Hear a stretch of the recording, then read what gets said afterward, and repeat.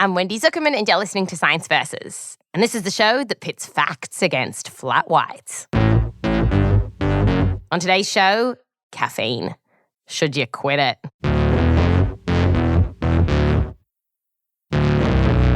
Caffeine is one of the most used drugs in the world. 85% of people in the US drink at least one caffeinated beverage each day, and that includes kids. But yet, despite the fact that we are shoving this drink down our pie holes, there have always been these fears that caffeine is bad for our health. Your cup of coffee could soon come with a spoonful of cancer warning. My heart was racing. I was super anxious. Something was happening. I was having a panic attack. Could it all be a sign, though, of a serious problem? A problem like caffeine addiction. And our worries around caffeine have reached new heights when it comes to energy drinks. Just last year, a 17-year-old from Texas died after drinking Alani Nu. A Texas family is filing a wrongful death lawsuit over an energy drink that they claimed killed a teenage girl. According to family lawyers, a coroner's report shows that she died from an enlarged heart caused by stress and a large amount of caffeine from Alani energy drinks. The distributor being sued denies the claims, and the company that makes the drink says it's labelled not recommended for children. But this is just the latest in a string of scary stories from the past several years of people, often younger people, dying soon after drinking energy drinks. Davis collapsed in the classroom of his high school in South Carolina. It wasn't a car crash that took his life. Instead, it was an energy drink. She drank 2 24-ounce energy drinks in less than 24 hours, and it took her life. So today on the show, what is this drug doing to our brains and our bodies? Is it ruining our sleep, turning us into caffeine addicts, and potentially even killing us? When it comes to caffeine, there's a lot of... My heart was racing. But then there's science. Science versus caffeine is coming up just after the break.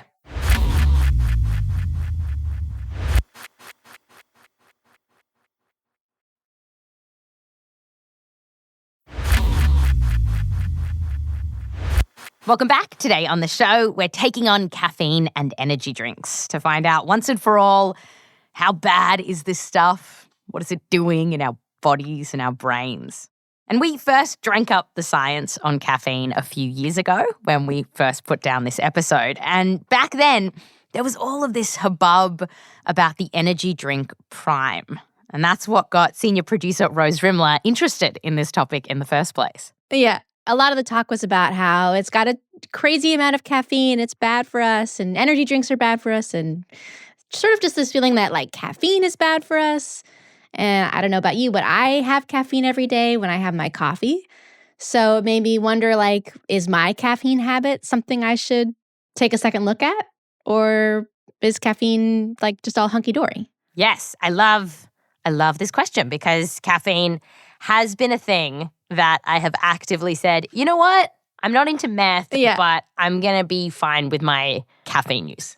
You know, I felt guilty about it, and I do want to know whether I need to. So where do we begin? Let's start with Astrid Nehlig. She's a caffeine researcher, and she says she hears this idea about people feeling guilty about their caffeine intake all the time. I meet somebody and they ask me on what I work, and I say, oh, I work on coffees, and people are very shy all of a sudden and withdrawing a bit and telling me, oh, it's very bad, I should probably not drink. Astrid is an emeritus research director at France's National Institute of Health and Medical Research, and she has studied caffeine for decades. So with her help, I'm going to walk you through what caffeine is doing to your brain and to your body. Okay. So, Wendy, I asked you to come prepared with your favorite caffeinated beverage. That's right. So what did you bring today? I have an oat cappuccino. Okay, take a sip. Should I do it like ASMR? Or if I guess if you have misophonia, just chewed out. Okay, so I'm going to tell you what it's doing right now. Okay. So scientists think that once the coffee gets to your stomach, it's basically going to wake up your guts. It's going to get your stomach to make more acid. It's going to get your liver to start making bile. So it's really an activator of digestion. Is that why, not to be crude, but sometimes you have to go number 2 after you drink coffee? Yeah, at least in some especially sensitive individuals, yeah, it's like that. We know this because, thankfully, some scientists in the 80s got permission to stick probes up people's buttholes and then give them coffee to see what happens. And and the reason they wanted to test it this way is because they had given these people a survey and said, do any beverages make you have to poop? And a third of the people in this 100-person survey said, yeah, actually coffee makes me have to poop. So they got some of these people and some other, non-responders into the lab, and they put this probe up in their upper part of their rectum. Mm-hmm. And so what they were looking for was to see, is there an actual physical change in your lower intestine when you've had coffee? And what did they find? In the people who said, yes, coffee does this to me, they could actually measure increased rectal activity. Oh. So that... I'm clenching. Have you been clenching as you've been reading this research? No, I'm quite relaxed. Oh, okay. As soon as you said increased rectal activity, I was just like... Well, I like thinking about like these sort of peristalsis of your butthole, yeah, it's graceful. Like how food gets down. It's something else has to make it come out, and that increased. Right. In response to coffee for some people. Interesting. Okay, I have a very important question. Yeah. How quickly does this activation happen? Because it can happen within minutes. Oh my God, I feel so validated. Wow. Because I will sometimes just take a few sips of coffee and just need to do a shit. Sorry for the kids out there. Need to do a big crap. And I have come to believe that, it's just placebo at this point. Surely it can't be working that quickly, but it can. It can. Just so you know, Rose, because this is my first coffee for the day. Yeah, if you have to run off, I'll know why. No, I don't, because I took a couple of sips before our chat, and I'm all sorted. Took care of business.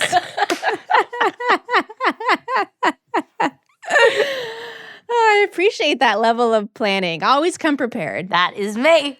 Okay, so that's how coffee can affect the gut. And from there, caffeine starts getting absorbed in your bloodstream. Okay. Depends on your body, but this takes about half an hour to an hour to peak. Mm-hmm. So caffeine's in your blood, it gets to the blood-brain barrier, and it just sails right past it. I talked to Astrid about this. When I think of coffee entering our brain, yes, I just imagine my brain is a sponge that just soaks up the coffee. Is that kind of right? Yeah, why not? Yes, because, you drink your coffee and all of a sudden your whole body, including your brain, gets invaded by these caffeine molecules. In the brain, it stimulates some neurotransmitters, including dopamine, and that gives us a bit of a mood boost. But the big thing that caffeine does in our brain is, of course, that it wakes you up. Yes. Yes. It's claim to fame.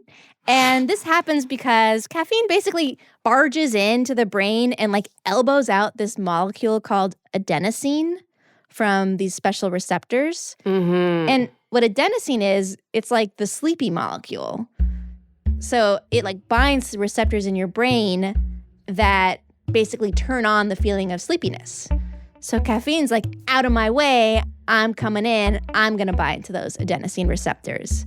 And that means you don't feel as sleepy. So just to get real nerdy here, it's not that caffeine is binding onto these receptors and going, let's go, brain, get excited. It's rather the lack of adenosine, the lack of sleepiness that wakes you up. Yeah, and that's what we like about caffeine, right? That is the whole point, that it wakes us up.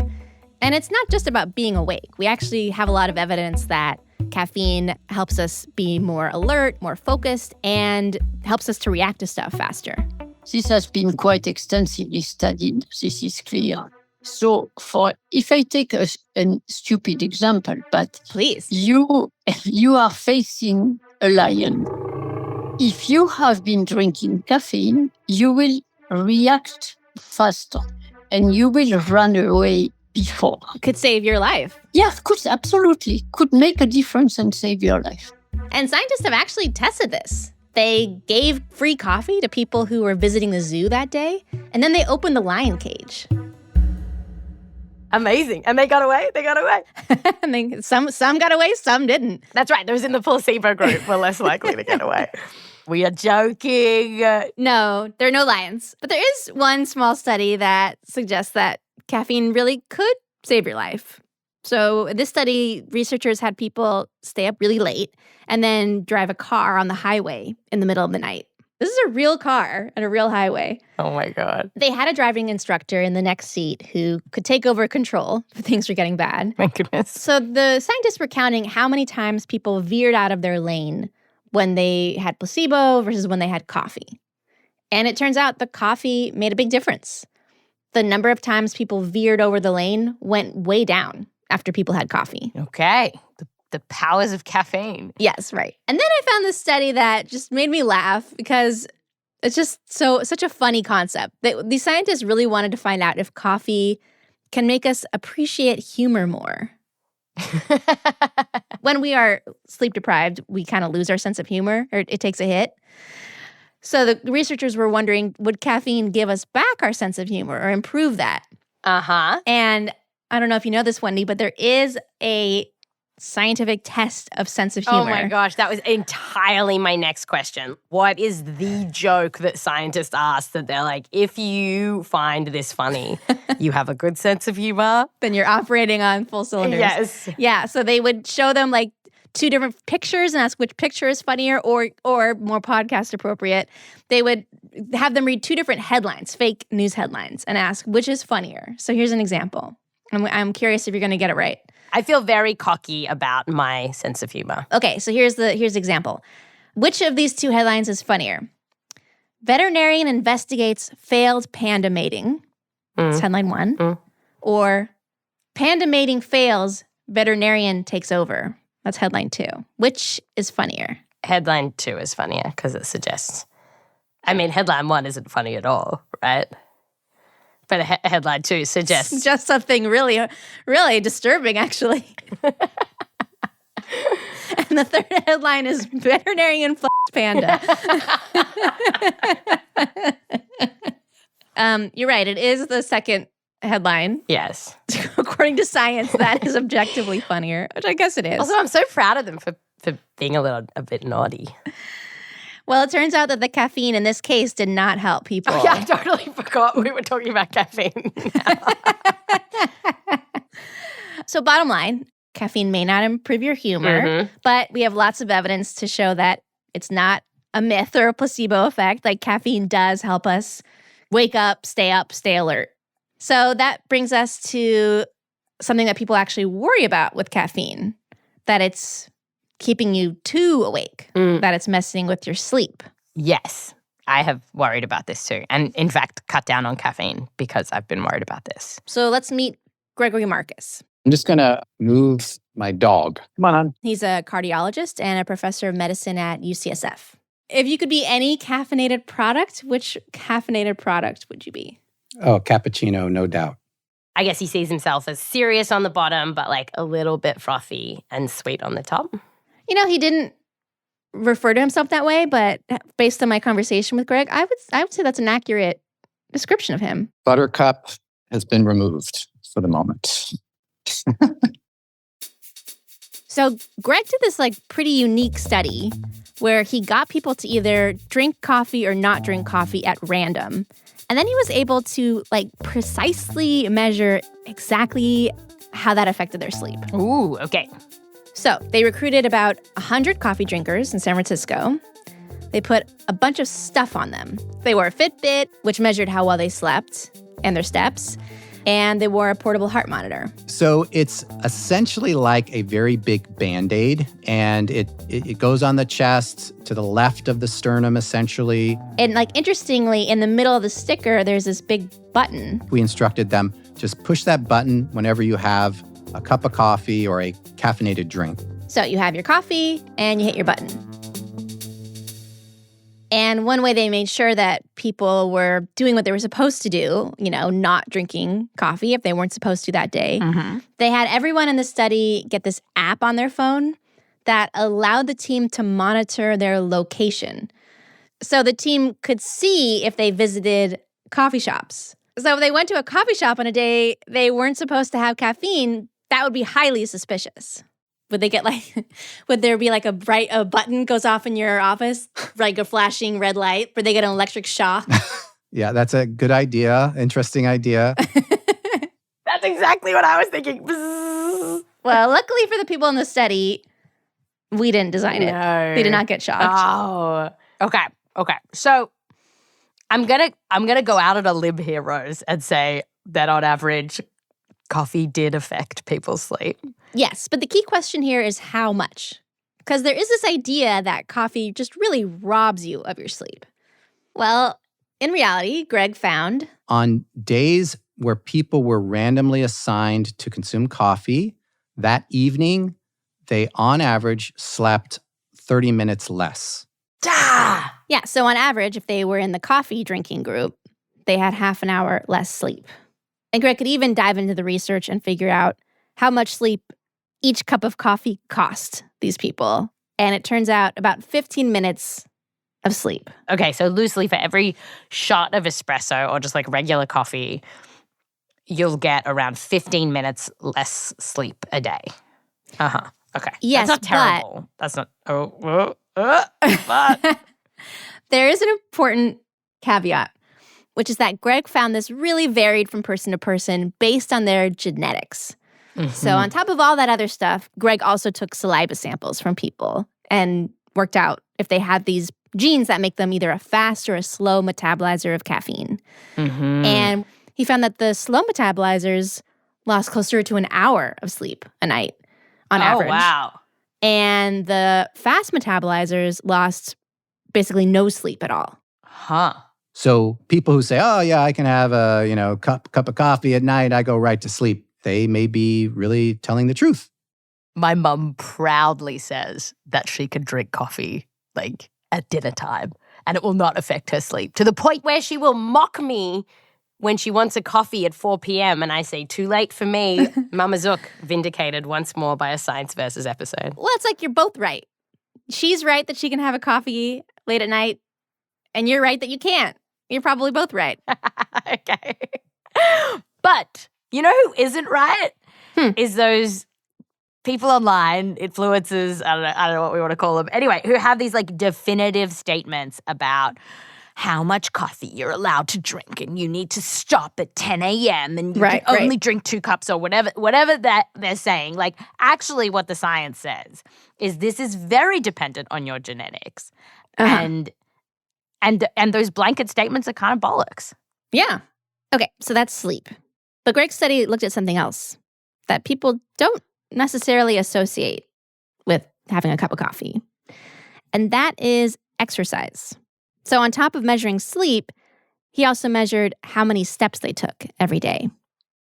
And on days randomly assigned to coffee, participants on average exhibited 1,000 more steps on those days. Wow, that's a lot. It is a lot. And in fact, there's other evidence that magnitude of a difference may be meaningful in the long run in enhancing longevity. Oh, wow. Yeah. For example, one study found that older women who take 5,000 steps a day lived longer than similar women who took 4,000 steps a day. Oh, that's cool. And it's not just step count. We actually have a lot of data showing that caffeine can help us athletically. So when people have caffeine before they exercise, they tend to go a little harder. So people will be able to run for longer or, for example, do more squats. Cool. There's a study that looked at swimmers doing a 1,500-meter race. So that's almost a mile. And it found that having some caffeine beforehand shaved 23 seconds off their time compared to a placebo.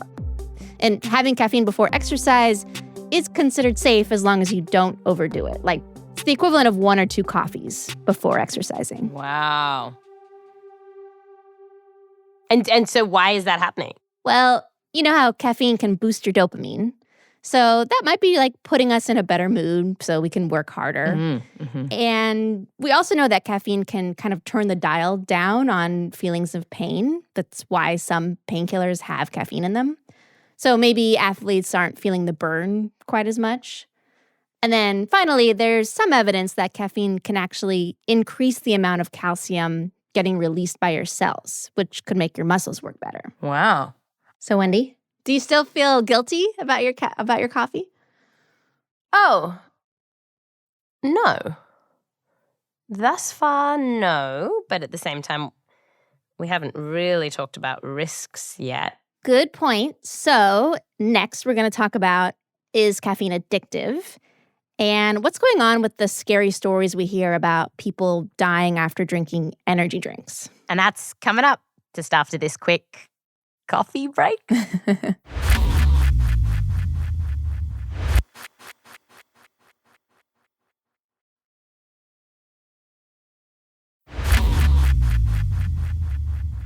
Welcome back. Today on the show, we are asking, should you quit your caffeine? Should you spit out your coffee, spill your tea on the floor, say goodbye to your energy drinks?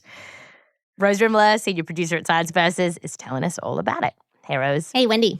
So the next thing I want to dive into is this idea that you can get addicted to caffeine. Mm-hmm. You know, and I think a lot of that comes from this like terrible withdrawal that some people have when they stop it. Now, caffeine withdrawal is a real thing. And people who quit coffee all of a sudden can totally feel sick. Like about half of them will get a headache. This could be because caffeine restricts blood flow to the brain. And when we go off it, the blood whooshes back in. Oh, wow. Some people even feel like they have the flu and they feel like really tired and crappy. So send them help. So pray for them. Do I need to pray for them? Do I, like, if suddenly there was an apocalypse and they couldn't get their coffee, how bad would it be? All those symptoms, they go away for most people somewhere between 2 to 9 days. Okay. So if they can survive for 9 days, they'll be back to normal. Yes, just hunker down in your bunker. Hunker in your bunker. Great. And it'll play itself out.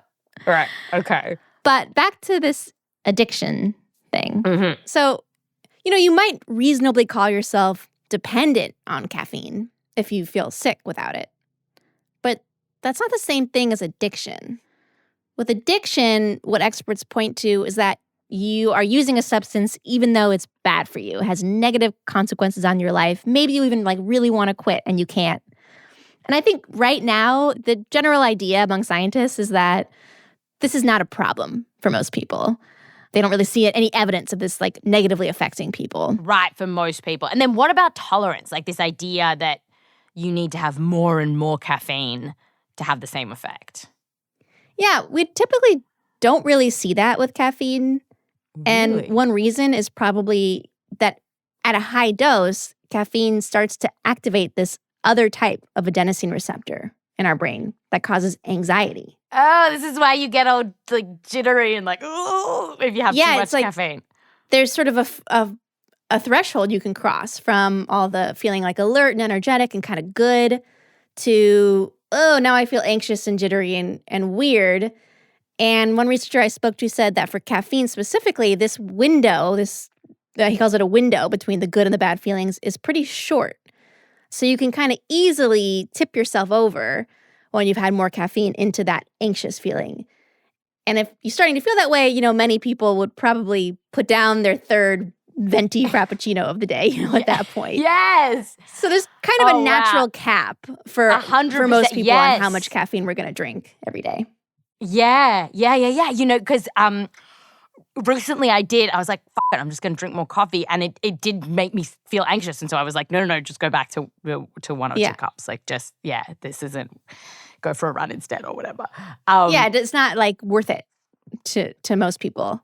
Yeah. At a certain point. And this can be different if you're mixing caffeine with other drugs. That's more dangerous. But bottom line, caffeine is not considered a drug of abuse.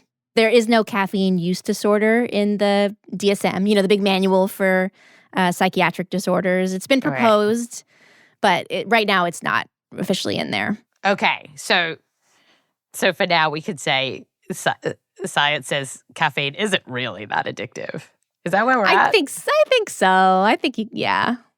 Yeah, I think so. So thus far, all right, it doesn't. It's really not seeming like caffeine is that bad. And I'm trying to think why I thought caffeine was bad for you. I actually might have an answer. In the 90s, there was news that coffee was associated with bladder cancer. Oh, really? But that has been debunked in more recent years. Okay. Turns out it was not a real association. But even if you don't remember that stuff about bladder cancer, I think that sort of percolated, so to speak, in the culture. Mm-hmm. And we haven't quite gotten over it. Uh-huh. Okay. Plus, there's a lot of fears around pregnancy and caffeine. Right. And that is something to think about because we know that caffeine can cross the placenta and get to the fetus. And so drinking a lot of caffeine when you're pregnant isn't recommended. Mm-hmm. Mm-hmm. But, health guidelines from around the world, they say you can have 1 or 2 cups of coffee a day if you're pregnant. Right. Overall, just putting aside pregnancy, I walked away feeling pretty reassured about caffeine. Because here's something that I thought was really kind of great. So it turns out that people who drink coffee have a lower risk of Parkinson's disease, depression, type 2 diabetes, and heart disease. Really? And although we once thought coffee was carcinogenic, more recent studies have found that it actually might reduce your risk of some cancers. What? Like liver and breast cancer. Are you kidding me? Are you Yeah, and even drinking coffee is associated with being less likely to die earlier. So the biggest benefits are seen in people who drink 2 to 3 cups a day. But even at higher amounts, we still have people apparently getting some benefit. One study looked at people drinking as much as 8 cups of coffee a day and found they still lived a little longer than people who didn't drink any coffee. Wow. Yeah, there aren't that many people that drink 8 cups of coffee a day, so that's kind of a smaller sample size. But I think that point stands that the science suggests that coffee is not actively harming you. And caffeinated tea also seems to be good for us. Are we sure? Are we sure about this? Why would coffee and tea have these benefits? And nobody totally knows. It could have something to do with the exercise boosts you get from caffeine. Because like we said earlier, walking more steps a day. But also, it could be that it's not really about the caffeine. It's about the other stuff that's in the plant. So the coffee bean, the tea leaf, there's a lot of stuff in there that's really good for us and is anti-inflammatory and has antioxidant potential. Wow, I'm feeling very good about my coffees. I was not expecting this from science, but thank you. Anytime. So then what I don't want to crap all over this party. Is that how that phrase goes? Yes. Rain on your parade? Yes, Is that what That's it's a visceral expression. You see, I don't know if I have a good sense of humor. I just laugh so much at my own jokes. I know a test you can take. Great. Okay, but what does this all mean about the energy drinks issue? Because to change the tune, to get quite serious, there are these stories about energy drinks killing people. So what does this mean? Which is the opposite of what I just told you about coffee, right? Yeah. Well, a lot of times what people say is the problem is that energy drinks are dangerous because they are packed way too full of caffeine. Right. But the funny thing is, when you look at the labels, many of them really don't have that much caffeine in them. Oh, how much caffeine is in your average energy drink? Well, okay, so Chuck Schumer said that Prime Energy had an eye-popping amount of caffeine. So I looked up the label of Prime. It contains 200 milligrams of caffeine. What? 200? What, two shots of espresso? That's it? That's it? Yeah, two or 3, depending on how you make them. I love that you were so I went deep undercover. I bought a Prime and I turned it around and I looked at the label. And of course you can overdose on caffeine. The toxic effects are thought to start at 1,200 milligrams, which is about 6 cans of Prime. And there are case reports of people drinking a bunch of energy drinks and being hospitalized. But here's where things get mysterious. Mm-hmm. There are reports of people often younger people, dying after drinking less than that, which suggests this isn't just about caffeine. And Professor Sachin Shah saw reports like that in the news and thought, hey, there's something going on here. You know, it was actually a little bit sad at points talking to Sachin because he's actually been in touch with the parents of kids who have died after drinking energy drinks. You know, we've had emails from other countries, one where somebody's like, I have kept the drink that my kid drank from the time when they drank it, just in case it helps future scientists. I'm happy to give you that drink. Oh, that's heartbreaking. Yes. So Sachin, who's a professor of pharmacy at the University of the Pacific in California, he wanted to know, why would anyone die after drinking a couple of energy drinks? Yeah. So to get to the bottom of it, he did the study where he got people to drink a couple of energy drinks and then looked at what their heart was doing. Because typically what we see in these cases is that someone's heart stops beating shortly after drinking energy drinks. Mm-hmm. So he got these volunteers to come into the lab. He hooked them up to an EKG. Many people see this on TV shows when they have somebody in the hospital. They're connected to this screen. They're lying in the hospital and they show this squiggly line. Yes, right? yes. That's looking at your heart rhythm. Beep, beep, beep. Yes.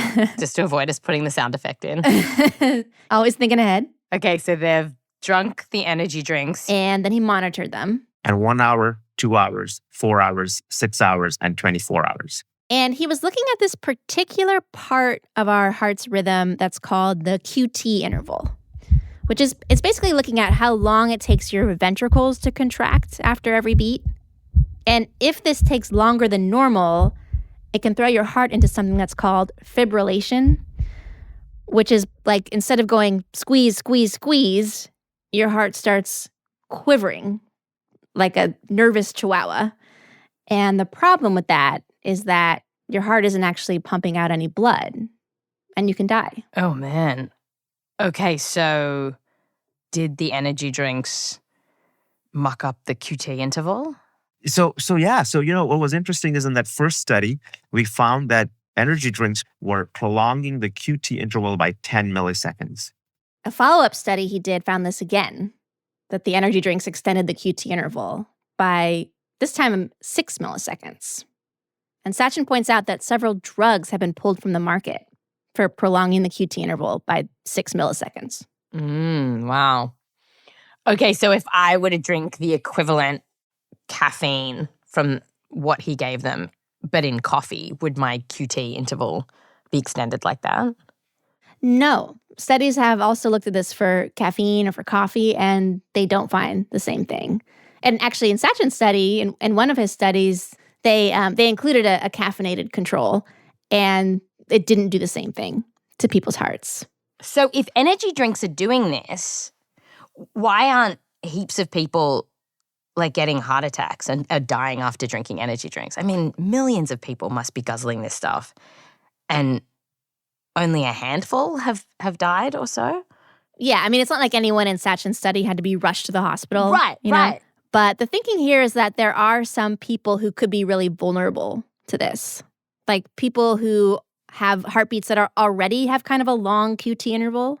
Mm-hmm. And then the energy drink might extend it even more. And that could tip you over into Chihuahua territory. Right. One study actually found this. It gave energy drinks to people with a heart condition like that and found that the drinks extended their QT interval in such a way it was actually dangerous. Uh-huh. So then can we go back to that point? Like if it wasn't the caffeine, if it's not the caffeine doing this, then what is it in energy drinks that's causing this? Yeah, I mean, in Sachin's study, they tested a couple different brands. They both had caffeine, taurine, which is an amino acid, and a supplement called glucuronolactone, which is found in a lot of energy drinks, like Red Bull. So this is the ingredients. This is how we get wings. Is that right? This is the wing recipe, yes. Okay. So all this stuff together seemed to extend the QT interval, but then I found this one study that tried to really get to the bottom of which ingredient is the bad guy here. So they basically deconstructed a Red Bull and had people drink a few of the components one at a time while they were hooked up to an EKG, just like Sachin. And after drinking the Red Bull, volunteers had a prolonged QT interval, but none of the individual components did this. What? Neither did the combination of caffeine and taurine together. So I asked Sachin about this. What do you think is in these energy drinks that causes these changes? That's the million-dollar question. Science! I was having coffee with my brother the other day, and he said there is always a point in a Science Versus episode where the scientist says, we don't really know what's going on. And I guess this is that point. Yeah, we've arrived at that point in the episode. And of course, it's also really hard to say what's going on when this is probably very, very rare, People drink energy drinks all the time, and very few people land in the hospital. Okay, so here is what I think I have learned from this episode, Rose Rimler. Tell me how I did. Let's hear it. And if I pass the test, I have a good sense of humor. Is that what we learned? Yeah. Yes. Case closed. Caffeine truly does make me poo very quickly. It can affect your sleep, but very much dependent on genetics. So dare I say, listen to your body and not what people online might be telling you about what you should and should not do with caffeine. And meanwhile, it might reduce your risk of depression if you're drinking coffee and tea. What'd you say? Cancer, Parkinson's, diabetes, and energy drinks. There is something weird about them. So if you are looking for a boost, it's safer to go with tea or coffee. How'd I do? A+ pupil. I'm not surprised. And you, as a surprise, I sent a case of Prime to your house. So great. So don't drink it all at once. Excellent. Cheers, Rose. Cheers. But before you go, Rose. I'm here. I'm still here. Okay. How many citations are in this week's episode? This episode was the first time I've ever opened so many tabs that my browser stopped displaying them. Like I reached the limit of how many tabs I can have open. That is so many tabs. It's like getting to the end of your Instagram feed. You're like, oh no.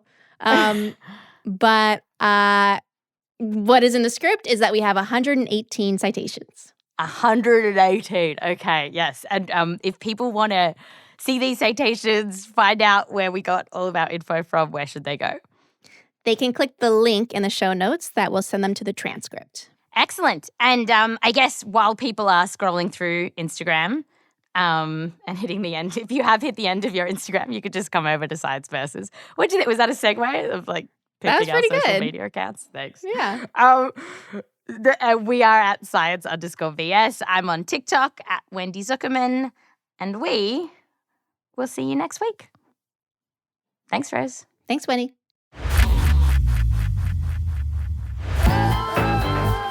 This episode was produced by Rose Rimler with help from me, Wendy Zukerman, as well as Nick DelRose, Joel Werner, and Michelle Dang. We're edited by Blythe Terrell. Fact-checking by Sarah Baum. Mix and sound design by Bumi Hidaka. Music written by Bobby Lord, Bumi Hidaka, Emma Munger, and Peter Leonard.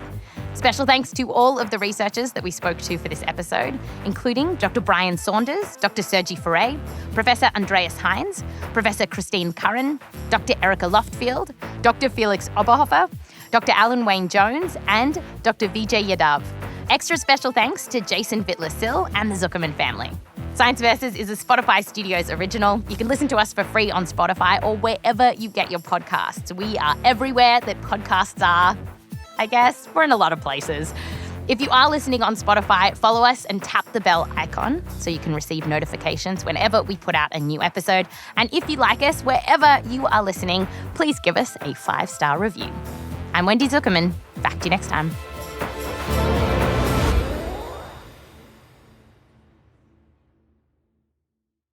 Now, it's not all fun stuff like rectal probes. Name of your sex tape. It's not all fun and rectal probes. No, the sex tape is called All Fun and Rectal Probes.